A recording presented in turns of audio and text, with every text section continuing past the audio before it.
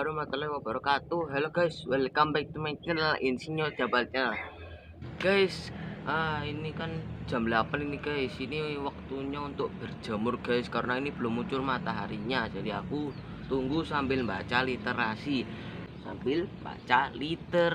Pagi. Nah, ini bukunya Lautan dan Samudra guys. Nah, sambil nunggu matahari muncul. Bukunya guys. Nah, Lautan dan Samudra. Oke, ayo baca dulu sambil nunggu matahari.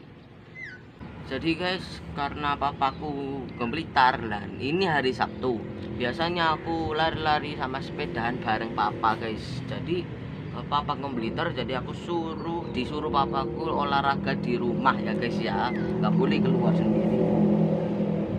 Oke. Planet yang terdiri atas lautan. Nah, itu bumi ya guys. Hanya seperti tiga dari bumi ini merupakan daratan. Bumi ini diliputi air, sehingga jika dilihat dari luar angkasa akan terlihat seperti bola biru yang besar. Sebagian besar bumi ini merupakan samudra loh guys. Samudra merupakan tempat yang kaya akan kehidupan. Nah, permukaan yang disinari matahari kayak di tempatku itu loh guys. Kalau udah panas, keluar mataharinya cerah pol wis. Panas. Oke, permukaan samudra penuh dengan tumbuhan dan binatang kecil yang disebut plankton. Plankton yang memiliki ukuran cukup besar adalah ubur-ubur seperti tampak pada gambar ini guys. Tuh. Cukup besar. Ya kayak gini guys, permukaan yang disinari matahari. Lah itu. Mereka yang bersembunyi guys, banyak binatang laut seperti gurita lebih suka hidup di kedalaman air yang terdapat di tengah samudra.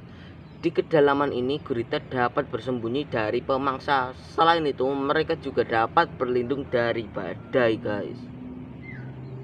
Oh mantap. Di dalam dan gelap. Oh ngeri guys, gelap itu paling bawah itu. Giginya tajam-tajam, matanya kuning. Di kedalaman laut keadaan sangatlah gelap dan dingin. Bahan makanan merupakan barang langka, sehingga binatang-binatang di kedalaman laut memiliki mulut yang besar. Mulut yang besar membantu mereka memakan apapun guys, kayak yang digambar. Besar. Air laut yang asin. Semua air laut dan samudra rasanya asin. Kalian udah tahu kan guys pasti.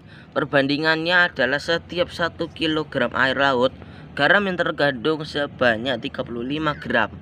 Rasa asinnya sama dengan ember air yang dicampur dengan larutan 1 sendok penuh garam. Wah, asin guys. Selanjutnya adalah laut terasin. Apa itu laut terasin? Laut Mati berada di Asia, merupakan laut dengan air terasin. Begitu asinnya hingga jika air laut menguap maka akan terlihat gumpalan-gumpalan putih. Gumpalan tersebut merupakan garam-garam menempel pada bebatuan. Nah itu guys, putih-putihnya itu loh, garam itu. Nah kalau yang di toko-toko itu kalian lihat kan guys, ada garam-garam yang kayak kerikil-kerikil gitu loh guys. Nah, sumber garam. Gunung berapi memperlihatkan semburan panas di permukaan bumi, sedangkan bagian laut, gunung berapi saat menambah kadar garam pada laut. Saat mereka mengeluarkan gas panas dan melelehkan batuan, air sungai membawa garam-garam yang ada di lautan menuju laut dan samudra. Wow. Butiran garam. Garam yang kita gunakan dalam campuran masakan yang kita buat berasal dari laut guys. Garam yang berbentuk butiran kasar kemudian diolah menjadi butiran-butiran yang lebih halus, sehingga kita dapat menggunakannya. Berarti kayak garam yang kita masak sehari-hari itu guys. Maaf salah, yang dipakai mamahku untuk masak sayuran atau yang lain-lainnya gitu loh guys. Ini contoh gambarnya garam-garam, butiran garam. Banyak. Wow, ini apa guys? Ombak dan gelombang. Wow, ini yang moto keren banget guys. Air laut selalu bergerak. Hal ini akibat pengaruh dari sinar matahari dan dinginnya es di belahan kutub utara dan selatan, dorongan angin dan tarikan gerakan matahari dan bulan. Mantap guys. Lautannya guys biru warnanya. Mantap lah. Keren guys. Ombak. Ketika angin bertiup di atas permukaan air, maka saat itulah timbul ombak. Angin kencang yang bertiup dalam waktu lama akan dapat menimbulkan ombak yang sangat besar. Ombak yang besar tingginya dapat mencapai 34 meter guys. Wow, mantap sekali, keren sekali. Laut pasang. Daya tarik bulan dapat mempengaruhi air laut. Karena daya tarik bulan, laut dan samudera dapat berubah menjadi pantai. Daya tarik bulan mempengaruhi terjadinya gelombang. Sebagian besar gelombang terjadi 2 kali dalam sehari guys. Yang pertama saat air laut bergerak menjauhi pantai disebut laut surut. Yang kedua saat air laut bergerak mendekati pantai atau yang disebut laut pasang. Itu ya guys ya. Itu ada orang guys. Itu air lautnya laut pasang guys namanya, itu mendekati itu. Nah ini air surut. Nah itu yang ada pasir-pasirnya itu ya. Itu biasanya kalau air pasang itu mendekati airnya guys ke situ. Nah kalau air surut kan menjauhi, itu berarti lumpur guys. Kalau diinjek itu kayak lumpur itu guys. Air surut itu menjauhi pantainya, menjauhi rumah-rumahnya guys.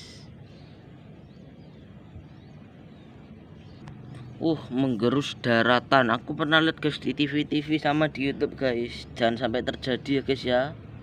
Amin. Menggerus daratan. Di beberapa tempat di bumi, gelombang menyebabkan tergerusnya pantai dan tebing. Penggerusan yang terus-menerus ini dapat berubah bentuk garis pantai hanya dalam hitungan hari. Gila. Samudra mempengaruhi cuaca. Samudra dapat mempengaruhi cuaca loh guys. Samudra dapat mempengaruhi hangat dan dinginnya udara di atasnya. Perubahan hangat dan dinginnya akan menyebabkan timbulnya angin dan awan. Arus samudra juga dapat menyebabkan cuaca yang hangat atau dingin di belahan bumi ini. Wah kayaknya enak ini guys main hujan-hujanan. Hujan yang besar. Awan dari Samudra India akan membawa hujan yang lebat di kawasan Asia dan Afrika. Dengan bantuan hujan maka tumbuh-tumbuhan dapat tumbuh guys. Wah itu kelihatan air hujannya ya guys. Enak ini guys, seger ini guys. Mantap. Angin topan guys. Lautan tropis terkadang menghangatkan udara di atasnya. Peristiwa ini akan membuat angin dan hujan membentuk pusaran badai atau angin topan. Angin topan merupakan jenis badai yang dapat menghancurkan seluruh isi kota. Nah itu yang putih-putih itu angin topan guys. Wah guys, kayak cuaca yang di dekat rumahku ini loh guys. Kadang kalau pagi-pagi mendung, habis itu siangnya mendung juga, sama anginnya kenceng disertai hujan guys. Lah ini sekarang ini udah mendung ini guys. Ini cuacanya di Malang ini guys. Loh mendung guys. Siang hujan, habis disertai angin yang kencang juga guys. Alhamdulillah gak mati lampu ya guys. Semoga nggak terjadi angin topan guys. Tapi tetap guys disyukuri daripada negara yang lain, wilayah yang lain terkena musibah guys. Apapun yang Allah berikan harus kita syukuri. Oke, lanjut literasinya. El Nino. Setiap tahun arus hangat yang aneh yang disebut El Nino. El Nino menyapu sepanjang pantai barat dari Amerika Selatan. El Nino menyebabkan cuaca yang sangat buruk di penjuru dunia, bahkan menyebabkan timbulnya badai yang menghancurkan, kekeringan atau hujan es yang sangat lebat guys.